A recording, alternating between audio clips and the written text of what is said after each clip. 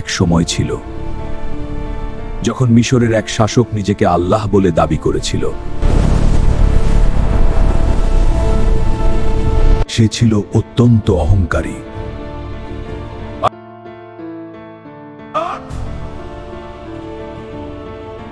সে মানুষকে দাস বানিয়েছিল, তাদের উপর নিষ্ঠুর অত্যাচার করত, বিশেষ করে বনি ইসরায়েলদের উপর।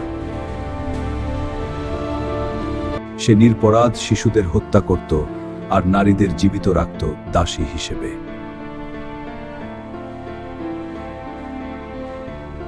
এই সময় জন্ম নিলেন হযরত মুসা। আল্লাহ তার মাকে নির্দেশ দিলেন তাকে নদীতে ভাসিয়ে দিতে।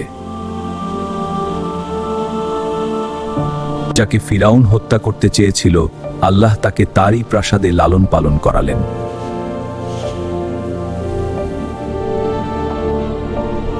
যখন তিনি বড় হলেন, আল্লাহ তাকে নবী হিসেবে পাঠালেন সত্যের বার্তা নিয়ে।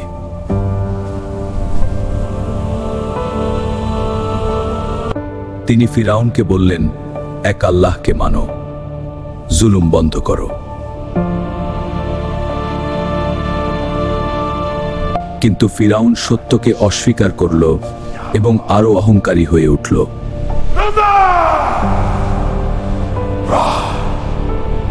আল্লাহ তাদেরকে বারবার সতর্ক করলেন, বিভিন্ন আয়াত পাঠালেন, কিন্তু তারা ফিরে এলো না।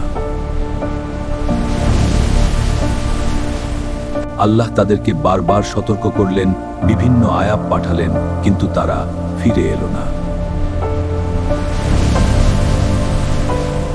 অবশেষে মুসা তার জাতিকে নিয়ে মিশর ছেড়ে বেরিয়ে গেলেন। সকলে কে গেছো? ভয় পেও না, আল্লাহ আমাদের সাথে আছেন।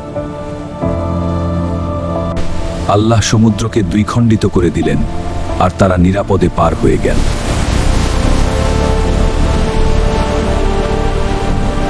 ফিরাউন তার সৈন্যদের নিয়ে তাদের পিছু নিল।